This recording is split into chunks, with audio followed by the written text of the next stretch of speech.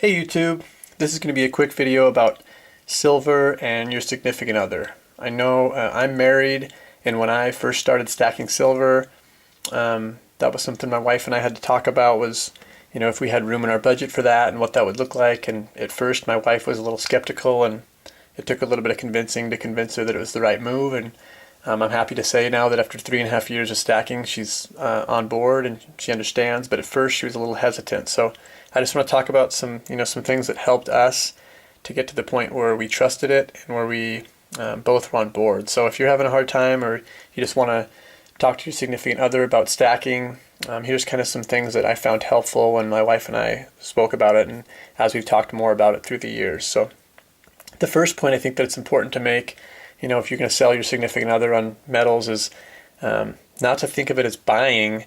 You're not really buying silver or buying gold. You're just trading one currency for another. It's not like when you buy something, when you buy a cheeseburger and then you eat it and it's gone and has no value. Trading your paper currency for silver or gold is basically just trading one asset or one currency for another. And that asset that you acquire, the silver or gold, will always have a value. It will never be zero. So that's, one thing to think about is if you can get your mind to switch gears and say, well, I'm not buying silver, I'm just, trading one currency for another. Another thing was to think about it, it helped us to think about it as a percentage of our income. So, when you say, I want to invest some of our monthly income into silver or gold, that can be a little scary if you're on a tight budget. But to look at it as a percentage of your income, for me, I spend about $100 per month on silver.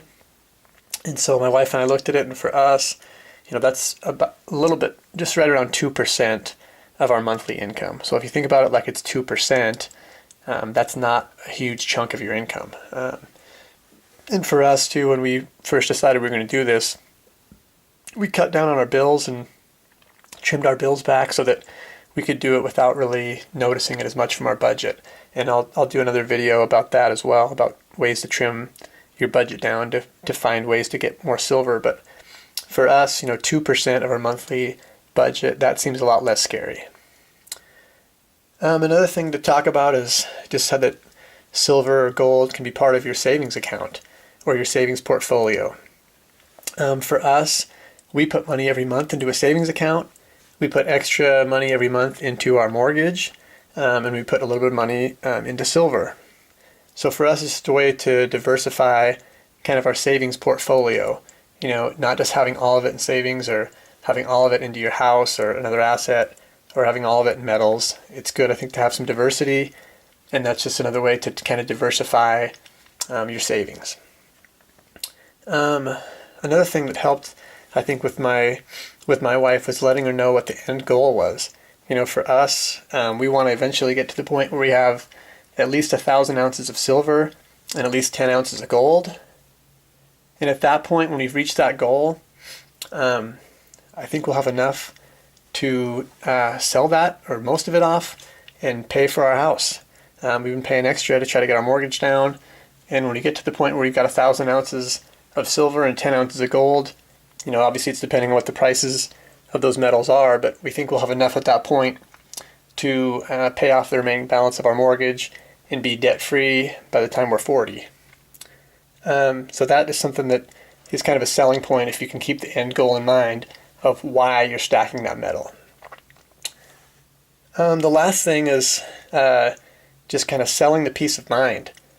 Even the silver that I have right now would be enough for us if one of us were to lose our job, we could use that silver and that gold to live comfortably, for 6 months or 8 months.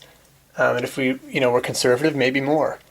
But it's just that peace of mind of knowing if we were to lose a job or have a health issue come up or, a car breaks down, it's nice to have that extra put back.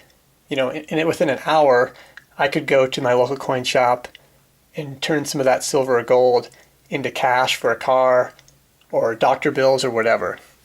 So that peace of mind is another key selling point, I think, for trying to convince your spouse that gold and silver is a good move. So anyway, guys, that's just some quick thoughts on silver and your significant other, and Hopefully that helps you out.